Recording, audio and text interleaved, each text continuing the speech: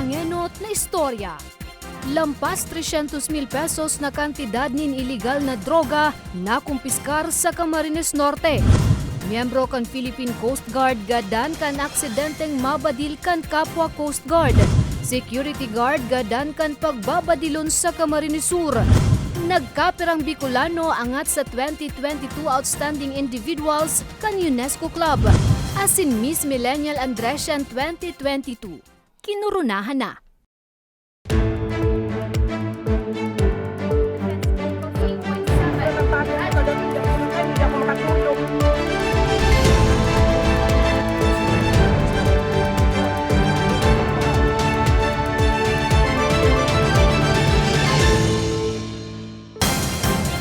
Maray na hapon, Martes, Nobyembre 29, taong 2022. Puninan mga istoryang tatak Bicol. Madadangugmanan mga istorya ini sa 88.7 Radyo Oragon Catanduanes sa 90.7 Radyo Oragon Legazpi. Lampas 300,000 pesos na kantidad ng iligal na droga na kumpiskar sa buy-bust operation sa Camarines Norte. May report si Nomer Corporal. Arestado ang 20 anyos na minero na si Rogie Guevara, kan Barangay Tagas Paracali, Camarines Norte, sa pigkasar na buy-bust operation kang Panganiban Municipal Police Station, katuwang ang Regional Police Drug Enforcement Unit Camarines Norte, as in Provincial Mobile Force Company. Pasado alas 11 nimbanggi, sa Purok 3 Barangay South Poblacion, Jose Panganiban, Camarines Norte. Sa impormasyon, high-value individual ang sospek sa nasabing probinsya. Ito po kasi ngayon pa lang po gawa ng hindi pa po tapos yung ongoing po kasi ang natin manhunt. Kaya ito po ay pa lang.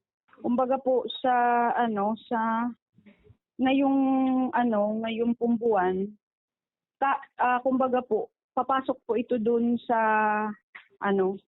sa accomplishment ngayong buwan. Nakumpiskar sa sospek ang 17,000 pesos na budel money, asin 7 transparent plastic sachet na may lawg na pigtutubudang shabu na may gabat na 50.4 gramo, asin nagkakantidad 370,600 pesos. Apwera kay ni, nakumpiskar man sa sospek ang sarong 22 revolver na badil. Sa ating mga kababayan, iwasan na po natin yung pagbenta o tapusin na po natin. Kumbaga tigilan na natin. Gawa po ng ang ating kapulisan at ang buong National Police ay talaga pong uubusin namin lahat ng mga addict sa buong Pilipinas. Sa presente, nasa angatanan ng kaso ang sospek sa pagbalgar sa Akta Republika 9165 o Comprehensive Dangerous Drugs Act of 2002, asin pagbalgar sa Akta Republika 10591 o Comprehensive Firearms and Ammunition Regulation Act. Para sa mga istoryang tatak Bicol, Nomer Corporal. Miyembro nin Philippine Coast Guard gadan kan aksidenteng mabadil kan kapwa Coast Guard. May report sila Arnie Miranda. Nangihinayang si Kagawad Flor de Lisa Oyardo kan Barangay Libod Kamaligalbay sa amay na pagkagadan kan sa iyang kabarangay na si Seaman First Class Joshua Solano, 24 anyos na aksidenteng nabadil kan katrabaho sa Coast Guard queuing area sa Barangay Manhumlad, Matnog, Sorsogon. Sabi niya, mabuot asin maray na residente sa sitio Baskara ng biktima. Harayo pa subuot kutaan maabot kan biktima kunday na imbwelto sa nasabing insidente. Marayon man, mga marayon yan. Ura yan record di sa Barangay Libod. Nabigla nga ni ako. Tadi ko man yan naisyan na nabanil yan. Sigun sa tagapagtaram kan Coast Guard District Bicol na si Lieutenant Commander Eman Avila, alas 4:30 nin hapon kasuudma, marilyebo na kutaan biktima asinan sospek na si Seaman Second Class John Clint Lumabe, kung sain kasabay kaini ang pag-turnover kan service gun. Alagad kan astang igagawgaw ni Lumabe kay Solano an badil, aksidente subuot ining puminutok. Yung talagang deal na nangyari, siguro ang nangyari nito, hindi niya na unload yung baril. Yung pagbigay niya ng baril yung pag-turn over ng baril kay kay Seaman First Solano, that's the time na parang na-accident nakalabit yung baril. Sarong tama nin bala sa tikab an ikinagadan kan biktima na pigdeklarang dead on arrival. Dugang pa ni Avila, mayo man na day pagkakaintindihan an ambos lados. Maray man subuot an ibanan kan duwa, kaya nagtutubo ng opisyal na aksidente man sana an pagkakabadil kay Solano. Ito ng kanilang mahal sa buhay, kami rin nabigla sa pagpaalam kaagad nito ni Seaman First Solano. In fact po, kasama namin yan dito sa district. Mabait yan na bata. Maaasahan niya na bata. Hindi yan pala imig. Pag binigyan mo niya ng trabaho, talagang siguraduhin na tatapusin niya ang trabaho. So, kahit kami nabigla, siguro gusto lang namin ipaalam sa pamilya, lalong-lalo ipadama rin sa pamilya na kasama kami sa kalungkutan na nararamdaman nila. Nakatalaan naman na tawanin military honor, funeral honor, asin funeral mass ang biktima antes sa dagos na iuli sa saindang residensya. Sa ngunyan, nasa kustodiya na kan Matnog Municipal Police Station ang sospek. Para sa mga istoryang tatak Bicol, Laorny Miranda. Security guard gadan kan pagbabadilon sa Bula, Camarines Sur. May report si Mariel Lorenzana. Dead on the spot ang 33 anyos sa security guard na si Jeff Jarin kan Barangay Himaho, Pili, Camarines Sur matapos na pagbabadilo ninda ipanabibistong kagibo sa Zone 3 Barangay Pawili, Bula, Camarines Sur alas 11:56 nin odto kasuudma. Sa investigasyon, mantang lunad kan sa iyang motorsiklo kaibaan sa iyang ina, inabangan kan sospek ang biktima asin pinagbabadil. Tulong tama sa daghan ang tulos na ikinagadan kan biktima. Maswerte naman na dainadamay sa pambabadil ang ina ni Jarin. Sa mga investigasyon, di na naglalaog kasi na-involve naman sa Arabunan itong nakawan baga. Grupo ini ka mga security guard na involved sa Arabunan. Narecover sa lugar kan pinangyarihan ang tulong basyonin bala kan kalibre 45 badil. Mayo man na CCTV sa lugar. Sa ngunyan, padagos pa ang pinagigibong investigasyon kan otoridad nga ni matawan hustisya ang biktima. Kung may naraman kita na may mga threats sa tuyang buhay, so dahil po magduwang isip na iparam sa mo, at least pag may nangyaring araw ka ni, wala man kami ng lead, kami mga suspect. Dito po tago ang tuyang mga sekreto, lalong-lalo na pag-abot sa safety ka sa tuyang buhay. Nakapatente naman ngunyan ang bangkay ni Jarin sa saindang residensya. Para sa mga storyang tatak Bicol, Mariel Lorenzana.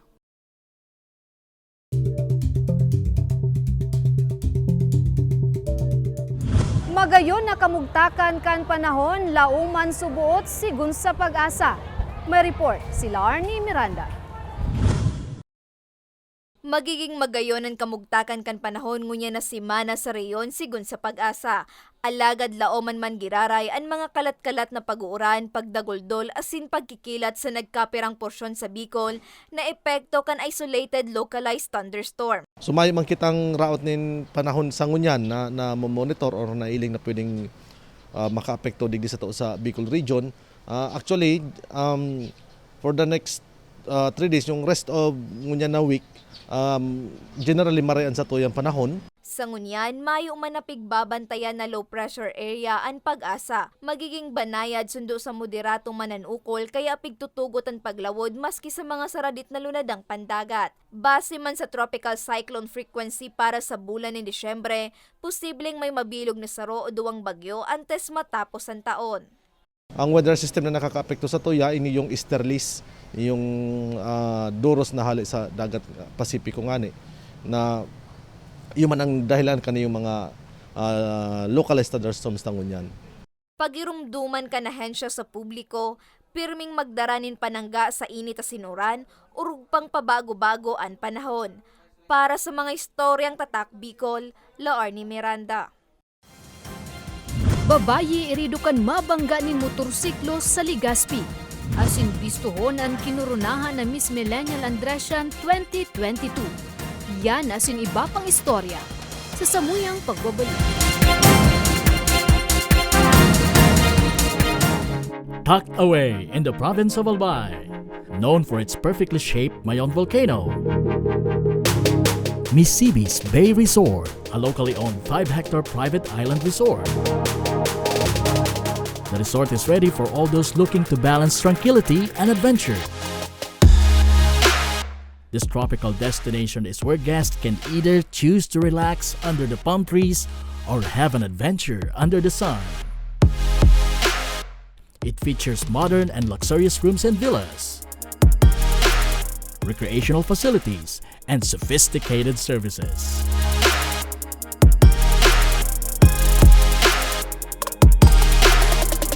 Come and experience Misibis Bay Resort, your tropical island getaway.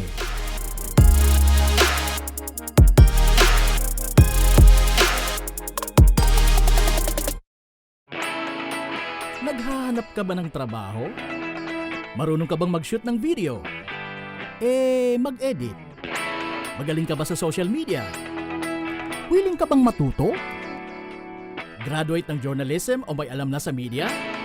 Apply na dahil naghahanap kami ng videographers para sa Camarines Norte, Sorsogon, Camarines Sur, Catanduanes at Masbate. Ipadala ang inyong resume sa actioncallcenter@gmail.com at maging pinakabagong miyembro ng aming team. Tara na! Apply na!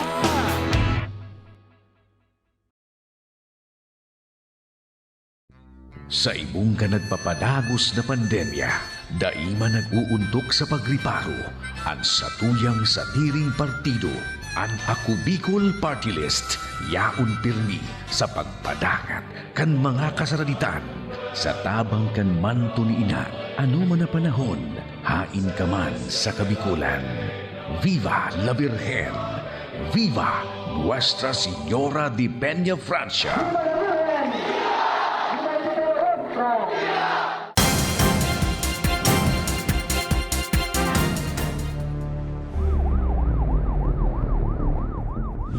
Nagbabalikan ako Bicol Online TV.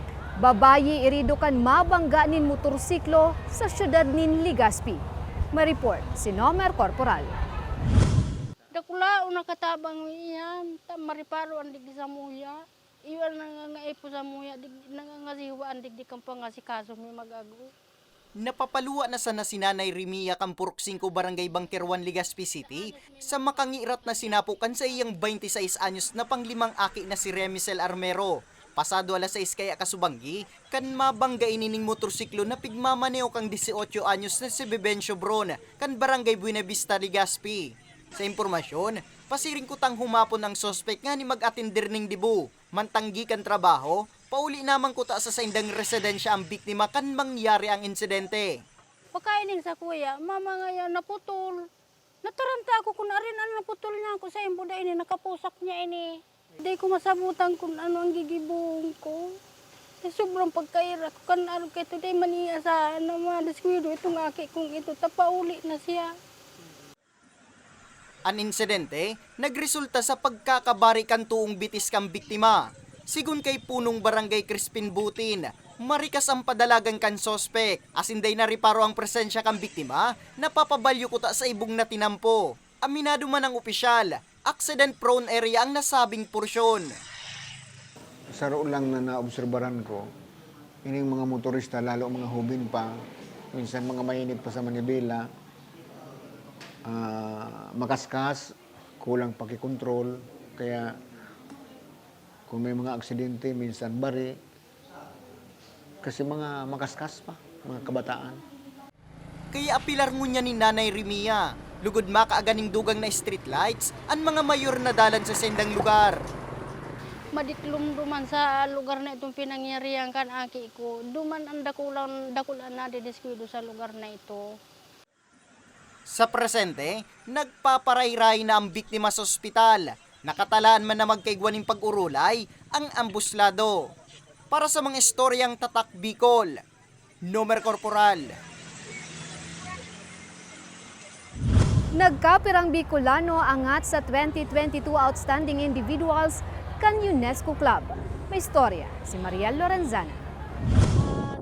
Sa edad na 23 anyos, binisto bilang 2022 Outstanding Young Professional kan UNESCO Club si Lindy Grace Ala kan Barangay Cruzada, Legazpi City, hulikan sa iyang ambag, tibay asin hirarom na interes sa sektor nin agrikultura. Istorya ni Ala, huli sa impluensya kan sa iyang ina, mas namuotan niya ang agrikultura, asin padikit-dikit na pinabaskog an sa iyang kaaraman.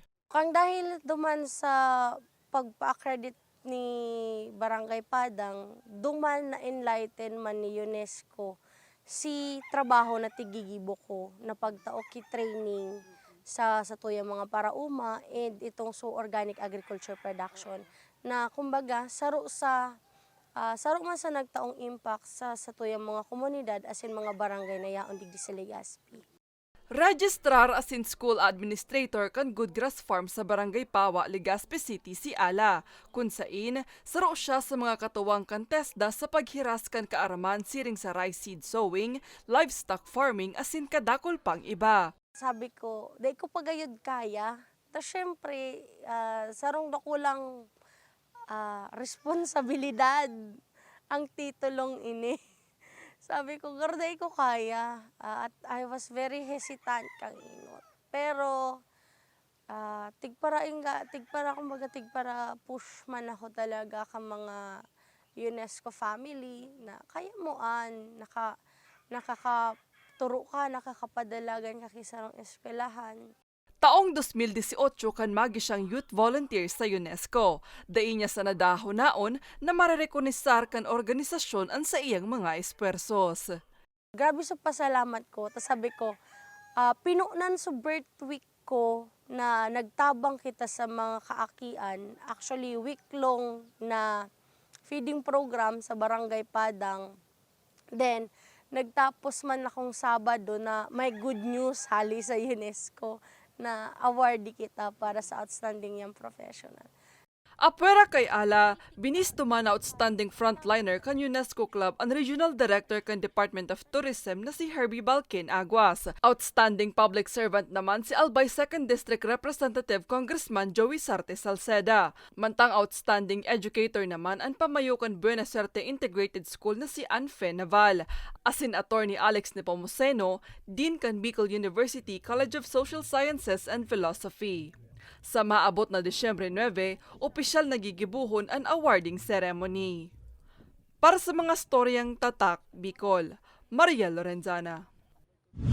Miss Millennial Andresian 2022, kinurunahan na. May istorya, sila Arnie Miranda. Miss Millennial Andresian 2022, candidate number 6. Kinurunahan bilang Miss Millennial Andresian 2022 ang 14 anyo sa si Divine Grace Fontejo. Apwera kaya kan sa iyang kagayonan, uminangat nanggad si Fontejo sa question and answer portion. Mag-appreciate ng maliliit na bagay kung malaki man yan. Dahil ito ay pinaghirapan ng iyong mga magulang at natuto ako na sumunod para sa ating kaligtasan. Sigun kay Fontejo, daing niya piglaoman na may uli niya ang korona. Urug pang siyam sindang nagpatiribayan.